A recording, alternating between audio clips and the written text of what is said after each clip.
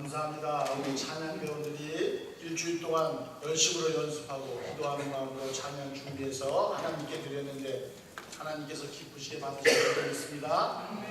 오늘도 이렇게 좋은 주일 여러분들과 주님 전에서 만나게 돼서 반갑습니다.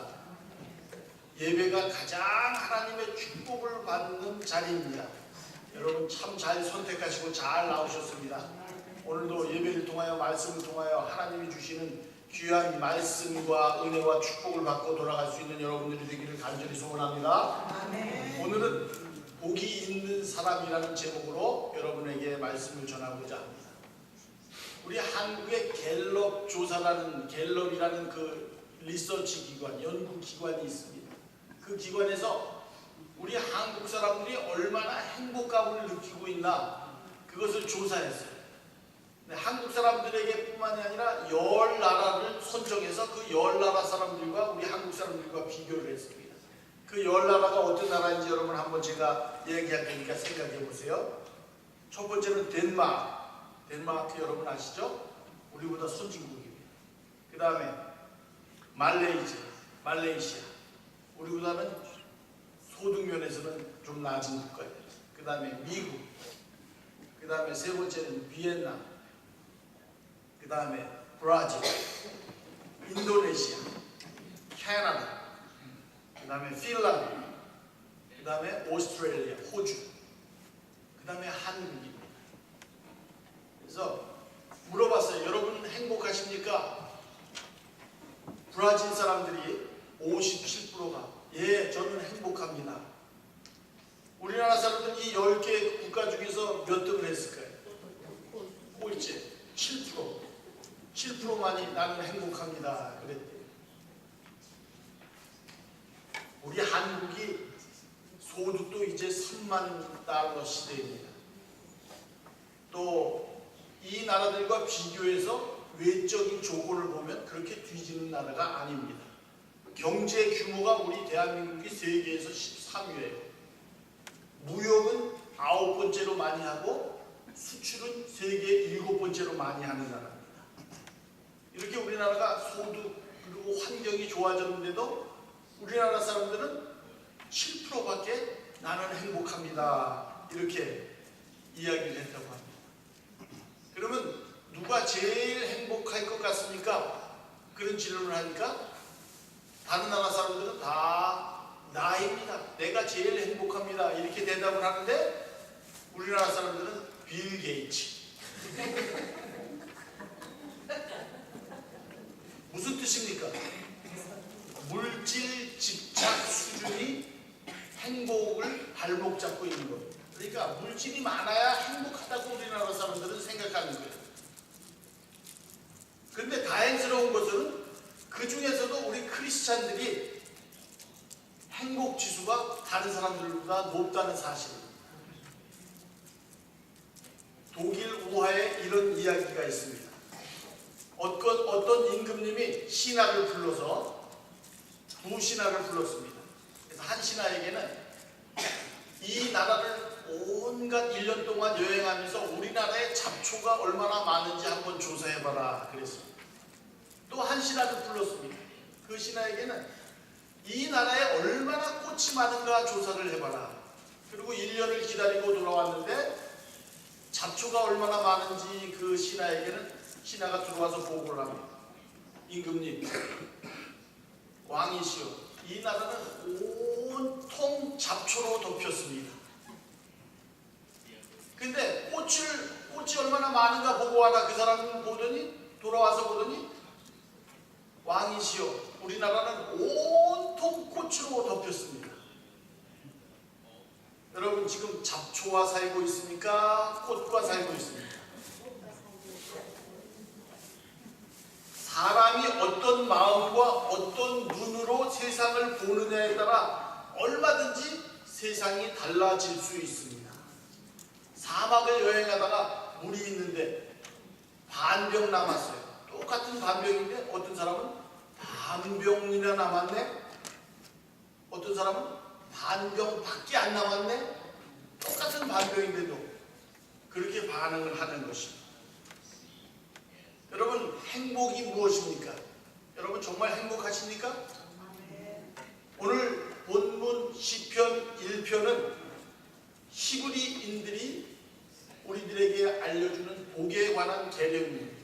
히브리 사람들은 중요한 것을 제일 앞에 놓는 그런 습성들이 있어요. 그래서 성경에서 제일 중요한 구절이 뭐냐면 창세기, 태초에 하나님이 천지를 창조하십니다.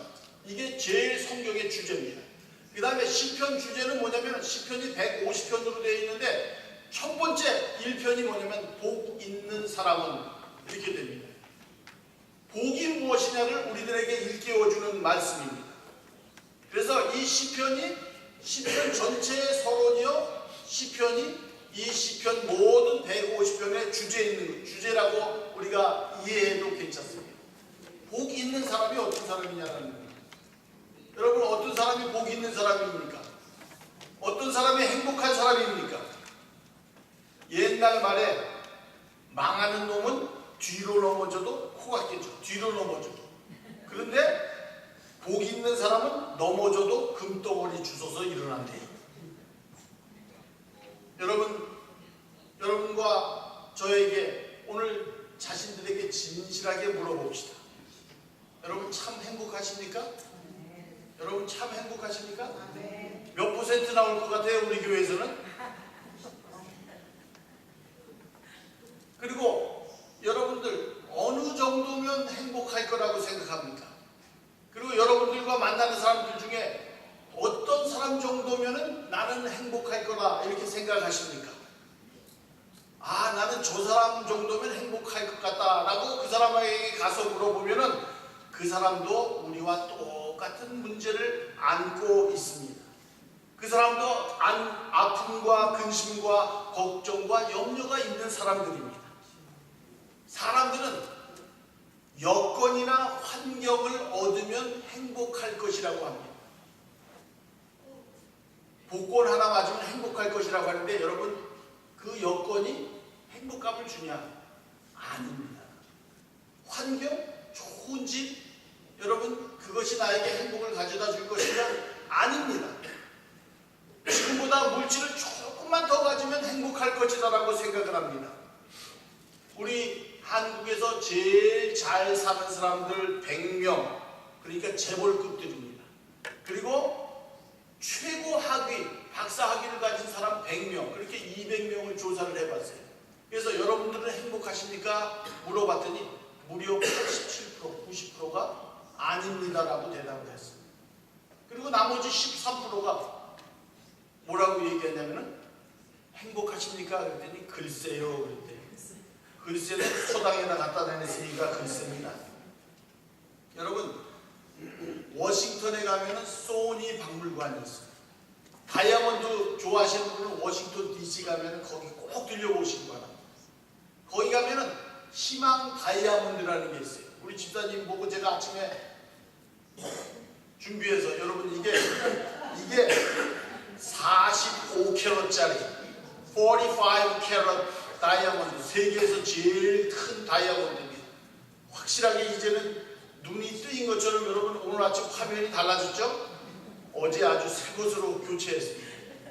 뿌연 돋보기 끼다가 아주 안경 바꾼 것 같아요.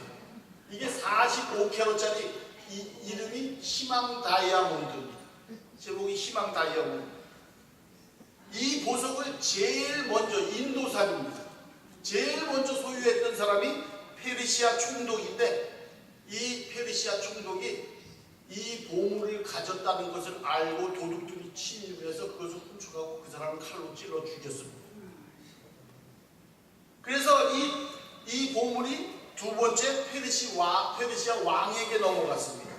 그도 역시 페르시아 반란군에게 의해서 처형당하고 이 보물을 빼앗겼습니다.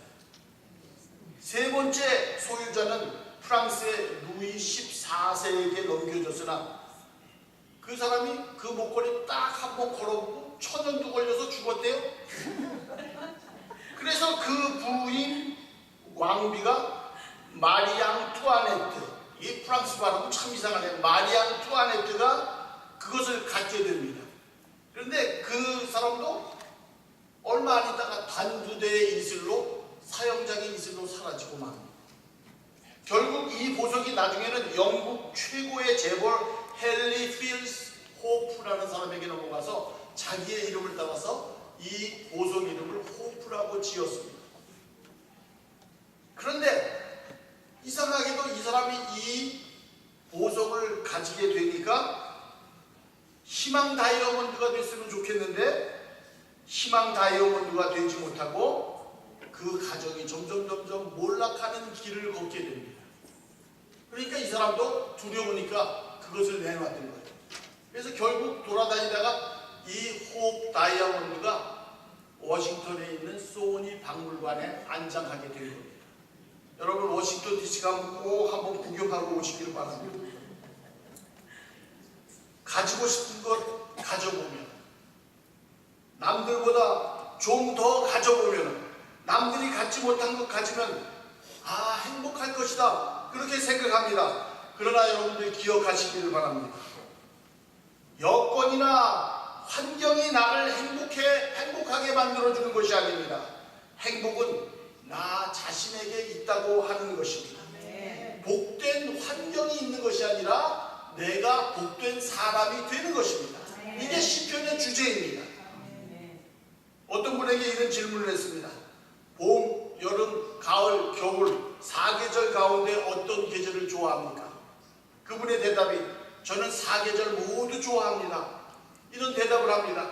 그 이유는 봄에 막 돋아나는 새싹들, 그 연초록 나는 빛깔색, 그것을 저는 미치도록 좋아합니다. 산자랑 눈을 녹이는, 그래서 샘물이 졸졸졸 흐르는 그 햇살을 좋아합니다. 여름철 울창한 숲을 보노라면 삶의 생기가 용솟음쳐 납니다. 푹푹 찌는 더위에 곡식이 익어가는 소리를 듣노라면 사는 맛이 납니다. 가을의 단풍과 쌀쌀한 날씨와 풍성한 열매는 인생의 의미와 맛을 가르쳐줍니다. 겨울날 쨍하고 추운 날씨는 정신이 번쩍 들어서 좋습니다. 밤이 길어서 공부하기 좋고 밤이 길어서 기도하기 좋은 이 시간, 그래서 저는 겨울을 좋아합니다. 그런데 혹자는 봄 꽃샘추위 쌩쌩 불어서 싫고, 여름은 덥고 땀이 나서 싫고, 가을은 처량하고 허무해서 싫고, 겨울은 눈도 바람도 추위도 싫다는 사람들이 있습니다. 이런 사람 어디를 갖다 놔도 무엇입니까? 원망과 불평과 짜증으로 그 일생이 굳어진 사람들입니다. 행복한 사람들은 일이 많으면 내가 쓰임받아서 좋습니다. 일이 없으면 자유를 누릴 수 있어서 좋습니다. 그리고 쉴 수 있는 시간이 있어서 좋습니다. 건강하면 활기차게 일할 수 있어서 좋습니다. 잠시 아파서 누워보면 기도할 수 있어서 좋습니다. 순탄할 때 감사할 수 있고 평안을 노래할 수 있습니다. 역경 가운데 나 자신을 단련하고 내 영혼을 정화시킵니다. 아플 때는 내가 겸손을 배우는 시기입니다. 복은 환경이나 소유의 문제가 아니라 존재의 문제라고 하는 것입니다. 여러분, 소유입니까? 존재입니까? 복은 적어도 소유의 문제가 아닙니다. 내가 복이 있는 존재가 된 것, 이것이 복입니다. 어떤 사람이 아주 좀 불량한 난잡한 생활을 하는 남자가 있었습니다. 그래서 그 사람은 입으로 자기 입으로 얘기해. 나는 이 다음에 죽으면 꼭 지옥 갈 거야. 그렇게 늘 입에 달고 다니는 사람이 정말 죽었어요. 그래서 지옥에 딱 갔더니 지옥 문 앞에서 베드로 형님이 딱 기다리고 있더래요. 베드로 형님이 물어보더랍니다. 천국 갈래? 지옥 갈래? 그 사람은 당장 딱 떨어지면 넌 지옥, 그래서 그냥 당장 지옥으로 빠질 줄 알았는데 물어보더래요. 천국 갈래? 지옥 갈래? 그래서 호기심이 너무나 많이 나서 이왕이면 두 군데 다 구경 한번 해보고 갔으면 좋겠습니다. 그래서 그래, 그럼 한번 먼저 천국을 가봐라. 그래서 천국을 안내했다고 합니다. 천국을 갔더니 성도들이 찬송을 합니다. 흰 옷을 입고 둘러앉아서 예배를 하고 하나님과 경배하고 찬양을 합니다. 그런데 이게 내 체질과는 맞지가 않아요. 그래서 베드로 형님, 내가 이번에는 지옥을 한번 구경하고 싶습니다. 그래서 지옥을 딱 들어가니까 지옥에 갔더니까 첫 번째 나오는 곳이 카지노예요. 두 번째는 술집도 있습니다. 세 번째는 아가씨들도 있습니다. 왕짝지걸 하더랍니다. 세상에서 자기가 놀던 그 물이 그대로 있는 거예요. 내 모습 이대로 주봐도 없어서 나는 여기가 좋습니다. 그리고 이제 나와서 베드로 형님에게 이야기합니다. 형님, 저는 아무래도 지옥 체질인 것 같습니다. 그러니까 지옥 도장을 꽝 찍어주더래요. 그래서 지옥에 내려가 보니까 방금 전에 있었던 카지노, 술집, 아가씨들 다 날아가고 펄펄 끓는 가마솥만 있더래요. 아니 왜 이렇게 변했습니까? 그랬더니 그때는 관광 비자로 왔고 지금은 영주권이다. 그러니까 내가 여기서 영원히 살아야 된다는 것입니다. 여러분, 미국에 여행 비자로 여행 올 때 얼마나 좋은지 몰라요? 관광버스 타고 다니면서 배 두들기고 참 좋아요. 근데 미국에 와서 영주권 받고 살려니까 이거 보통 힘든 게 아니더라고요. 그렇죠 여러분?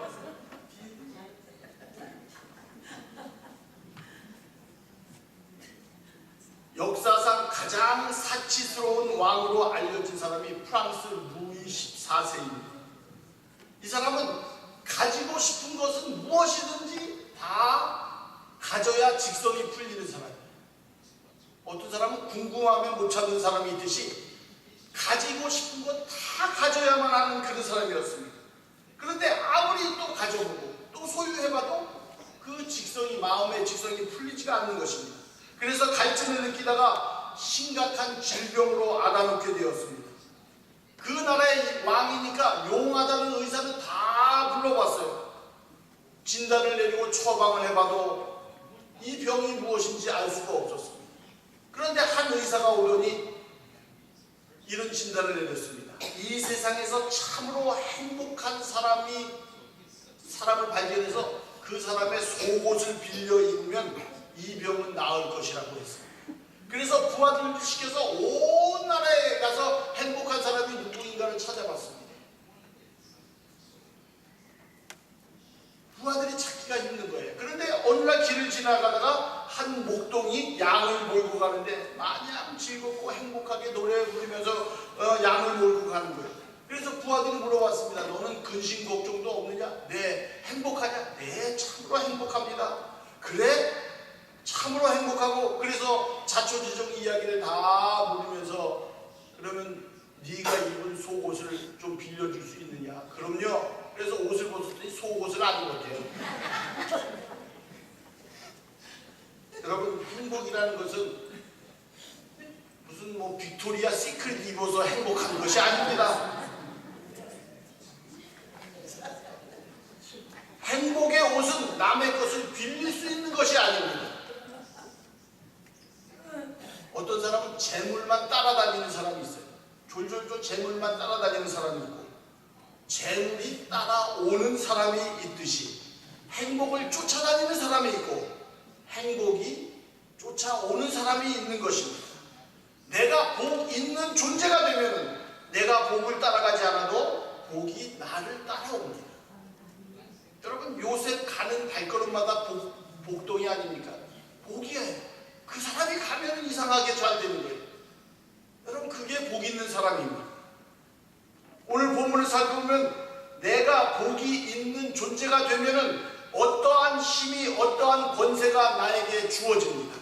본문에 의하면 불행을 거절할 수 있는 힘이 나에게 주어진다는 것입니다.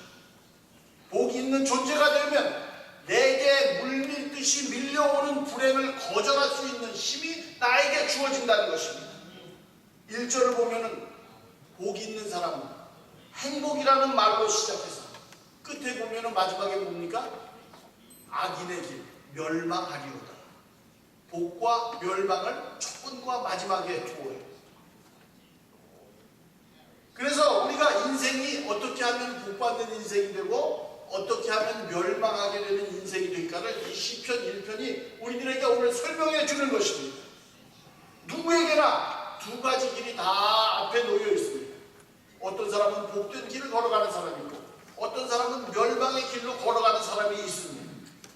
오늘 시편 1편 1절을 보면 복 있는 사람은 악인의 꾀를 따르지 아니하며 죄인들의 길에 서지 아니하며 오만한 자들의 자리에 앉지 아니하고 오직 여호와의 율법을 즐거워하여 그 율법을 주야로 묵상하는 자로다. 이스라엘 사람들은 이 문학적인 표현이 우리는 대꾸라고 해요. 이중병행을 하는데 이스라엘 사람들은 머리가 참 좋은 삼중병행을 합니다. 세 가지를 쭉 병행을 해서 독자들로 하여금 그것을 이해하고 잘 교훈을 얻도록 참 머리 좋은 사람들이에요. 오늘 여기 보면은 1절에서 보면은 쫓다, 서다, 앉다라는 동사가 병행되어 있습니다. 그 다음에 두 번째는 꾀, 길, 자리, 명사의 병행입니다. 그리고 세 번째는 악인, 죄인, 오만한 자리. 이것을 세 개를 쭉 비교를 해서 독자들에게 간단한 문장이지만 그것을 읽어보게 합니다. 망하는 자는 악을 머리로 생각하다가 그 다음에는 행동으로 옮기고 결국에 악습이라는 라이프 스타일이 된다는 것입니다. 뒤따라가다가 그곳에 자리를 잡게 되고 마침내 앉아서 악을 즐기게 된다는 것입니다. 점차 강도가 강해지는 점진적 병행법을 오늘 시편 1편에서 쓰고 있는 것입니다.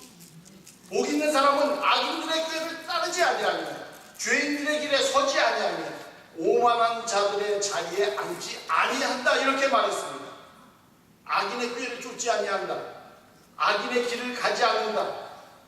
여러분 왜 악인의 길인데 사람들이 따라갑니까? 여러분 왜 따라갑니까? 사기꾼이 딱 쫓아와서 50불? 내가 그거 3달 안에 500불로 만들어 줄게. 그러면 여러분 어떻게 합니까? 벌써 그래? 내 마음에 욕심이 생기는 거예요. 그래서 홀딱 50불을 주면 어떻게 됩니까? 그냥 빠이빠이하고 없어지는 겁니다. 그게 내 마음의 욕심 때문이에요. 그러니까 복 있는 사람은 그 욕심의 유혹에 넘어가지 않는 사람입니다. 죄인의 길에 서지 아니하며 꾀를 쫓지 아니하며 그것을 쫓지 않는 사람이 복 있는 사람이라는 겁니다. 왜 우리가 자꾸만 악인에게 속아 넘어가냐면 나도 잘못이 있는 거예요. 우리가 속이는 사람을 잘못이 있다고 얘기하지만은 속아 넘어가는 사람도 그에 대한 반의 책임이 있는 겁니다. 왜? 욕심이 있기 때문에 그렇습니다. 나는 아닌 것 같이 당한 것 같이 얘기하지만 여러분 속아 넘어간 사람도 그 사람도 책임이 있다는 것입니다. 그래서 복 있는 사람은 죄인의 길에 서지 아니한다. 선다 이 말은 뭐냐면 망설인다 그겁니다. 그거 50불 줄까 말까 그러다가 줘버리자 쏟는 거예요. 그런데 복 있는 사람은 망설임이 없다라는 겁니다. 50불 있어도 살고 없어도 산다. 절대로 그것에 속아 넘어가지 않는 겁니다. 이게 복 있는 사람의 결단이라는 겁니다. 갈까 말까 망설이는 그것이 아니라 산뜻하게 돌아설 수 있는 사람이 복 있는 사람입니다. 여러분 매일 일상생활 속에서도 가야지 하면서 못하는 것 있습니까? 빼야지 하면서 못 빼는 거 있습니까? 해야지 하면서 못하는 것 있습니까? 복 있는 사람은 이 망설임이 없다는 겁니다. 결단하고 그것으로 돌아선다는 것입니다. 산뜻하게 돌아설 수 있는 성도들이 되시기를 바랍니다. 그게 복 있는 성도라는 겁니다. 구정이 지나고 그 다음에 우리나라에 정월 대보름이 와요. 그죠? 정월 대보름이면 뭐 나물도 먹고 막 그러는데 집에다가 우리 한국 풍습에는 복조리를 딱 거두어 이렇게 놔둬요. 복조리 여러분 아시죠? 왜 복조리 놔둡니까? 복조리를 왜 놔둡니까? 거기에 누가 복 넣고 간다고 그렇게 생각해서 여러분 복조리라고 생각하는데 우리 조상들이 그렇게 머리가 나쁜 사람들이 아닙니다. 왜 걸어놓은 줄 아십니까? 옛 어른들이 조리는 어떻습니까 여러분? 쌀 이렇게 불려놓고 옛날에는 방앗간이 없었으니까 제대로 안 됐으니까 돌이 많이 들어가서 이렇게 조리로 이렇게 해서 쌀을만 건져내고 돌, 지푸라기 이런 것들은 다 걸러내는 것이 뭡니까? 조리입니다. 돌을 골라내고 결을 골라내고 좋은 쌀을 걸러서 밥을 짓는 것이 바로 이 복조리인 것입니다. 조리가 돌을 골라내듯이 별을 골라내듯이 내 인생의 저주와 상처와 잘못된 것과 악한 것들을 걸러낼 수 있는 지혜가 복조리에게 있다는 겁니다. 그래서 복조리를 걸어놓는 것이지 누가 뭐 거기다 갖다가 1000만 원을 놔두는 게 아닙니다. 그래서 우리 조상들이 내게 그런 지혜를 주옵소서라고 새해에 정월 보름에 결단을 하는 의미로 복조리 갖다 놓는 것입니다. 새해에 또 우리가 인생을 출발할 때 해야 될 일과 하지 말아야 될 일, 보아서는 안 될 일과 보지 말아야 될 것들을 잘 골라내는 것이 여러분 복입니다. 그 다음에 오늘 성경 본문 말씀에서 복 있는 사람은 시냇가에 심기운 나무와 같다고 했습니다. transplanted 영어로 얘기하면 즉 좋은 곳에 옮겨 심은 나무라는 것입니다. 아무렇게나 버려진 나무, 어쩌다가 보니 돋아난 나무가 아닙니다. 정원사가 의도를 가지고 갖다가 심은 나무가 여러분 여기 물가에 심겨진 좋은 나무라는 겁니다. 하나님께서 여러분들을 이 세상에 보내실 때에는 의도가 있었어요. 좋은 의도를 갖고 이 세상에 여러분과 저를 보내주셨습니다. 목적이 있습니다. 하나님께서 여러분들을 보내신 이유가 있습니다. 그것을 알고 사는 사람이 복된 사람이라는 겁니다. 시냇가에 심은 나무도 모진 찬바람을 맞습니다. 눈이 내리면 나뭇가지가 부러지기도 합니다. 시냇가에 심은 나무와 같은 사람도 세상 사람이 당하는 불경기와 불황을 당합니다. 고통을 겪을 수 있습니다. 실패를 맛볼 수 있습니다. 질병도 알 수 있습니다. 그러나 아무리 가물어도 영양을 공급받을 수 있는 힘의 원천을 가지고 있는 것입니다. 내가 기도하고 싶을 때 기도할 수 있는 사람, 은혜가 필요할 때 은혜 받을 수 있는 사람, 성령이 필요할 때 성령이 나를 떠나지 아니하고 지켜줄 수 있는 사람, 그 사람이 바로 시냇가에 심겨진 그런 사람이라고 하는 것입니다. 철로역정이라는 책을 저도 읽어봤는데 그 책을 보면은 기독교가 장만성을 떠나서 천성을 향하여 걸어가고 있었습니다. 설명이라는 사람의 집에 도착했습니다. 그런데 거기 가보니까 이 세상에 있는 사람들이 자기마다 다 불꽃을 하나씩 갖고 있었습니다. 악마가 그 불꽃을 일으키기 위해서 온갖 바람을 일으킵니다.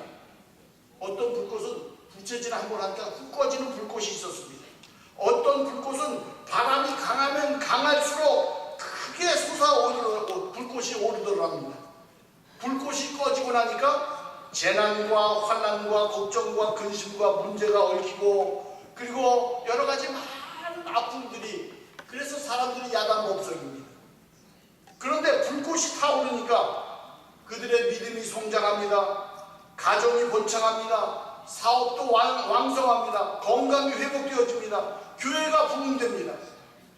어떤 불씨는 부채가 한번 이렇게 하면 꺼지는 불꽃도 있고, 어떤 불은 바람이 강하면 강할수록 더 크게 왕성하게 불꽃이 타오르는 것입니다. 그래서 왜 그런가? 그 불꽃 뒤로 가봤더니 부채 한번 붙이면 꺼지는 불꽃은 뒤에 있는 기름 탱크가 다 말랐더래요. 그런데 막 바람을 강하게 불면 불수록 막 더 세우르게 더 크게 타오르는 불꽃이 있는데 그 뒤에 가봤더니 기름 탱크가 어마어마하게 큰 것이 있는데 바람이 불면 불수록 기름 탱크에서 기름을 더 많이 뿜어내서 그 불꽃이 꺼지지 않고 바람이 불면 더 크게 일어나는 것입니다. 사랑하는 성도 여러분, 성령의 기름 탱크, 은혜의 기름 탱크, 말씀의 기름 탱크, 사랑의 기름 탱크, 믿음의 기름 탱크, 비전의 기름 탱크, 예수님 마음의 기름 탱크를 모두 가슴에 품고 살아감으로 말미암아 세상에 동남풍이 불면 불어올수록 불꽃을 더 일으킬 수 있는 성도들이 되기를 바랍니다. 그래서 여러분, 기름 탱크에 기름이 마르지 않고 잘 공급되어져서 사랑의 불꽃이 더 커지는 복된 삶을 살아갈 수 있는 성도들이 되기를 간절히 바랍니다. 기름 탱크가 마르지 아니하는 사람, 시냇가에 심겨진 나무, 그가 복 있는 사람이라는 겁니다. 시냇가가 무엇입니까? 예수님의 가슴에 인생의 뿌리를 내리고 살아가는 사람이 시냇가에 심겨진 그런 사람입니다. 내 힘으로 살아가려는 사람 말고 아버지의 마음으로 예수님의 성품으로 성령의 능력으로 살아갈 줄 아는 사람, 주님의 말씀에 깊은 뿌리를 내리고 살아가는 사람이 바로 시냇가에 심겨진 사람입니다. 성도들이 가지고 있는 삶의 능력 가운데 말씀의 능력, 기도의 능력보다 더 큰 능력이 없습니다. 기도의 자리에 뿌리를 깊게 내리고 있는 사람은 시절을 쫓아 과실을 맺으며 많은 사람들을 유익하게 할 줄로 믿습니다. 시냇가에 심겨진 나무, 즉 말씀의 뿌리를 내리고 교회 중심의 자리에 뿌리를 내리고 살아가는 사람이 바로 시냇가에 심겨진 나무인 것입니다. 신앙생활이 늘 흔들리는 사람은 믿음이 제대로 자라날 수가 없습니다. 변죽만 올리는 구경꾼 인생이 되고 마는 것입니다. 변두리에서 놀던 신앙 벗어던지고 신앙의 중심 자리로 나아올 수 있기를 바랍니다. 그래서 여러분, 이제부터는 예배의 자리도 한 칸 앞으로 더 나오셔야 돼요. 역시 정기영이라는 이런 사람을 가진 사람이 달라. 오늘 딱 보니까 앞자리에 다 앉았잖아요. 바로 정기영이라는 사람이 있는 사람입니다, 여러분. 예배 오시더라도 5분 더 먼저 오세요. 기도를 해도 5분 더 하십시오. 찬송을 해도 목소리 크게 높여서 찬송하시기 바랍니다. 여러분의 은혜가 축복이 커지고 높아지게 될 줄로 믿습니다. 시냇가에 심겨진 나무는 주의 궁정에 심겨진 나무처럼 말씀 제단 중심, 교회 중심에 뿌리를 내리고 살아가는 사람입니다. 오늘 마지막으로 시편 기자는 결론을 맺기를 그러면서 우리는 복의 열매가 되라고 말씀하십니다. 바로 제가 말씀드린 이런 사람들이 복의 열매를 맺는 사람입니다. 여러분, 열매를 많이 맺으려면 이파리부터 보면 알아요. 벌써 이파리가 쌩쌩합니다. 잎이 시들지 않습니다. 새들이 와서 거기에 놉니다.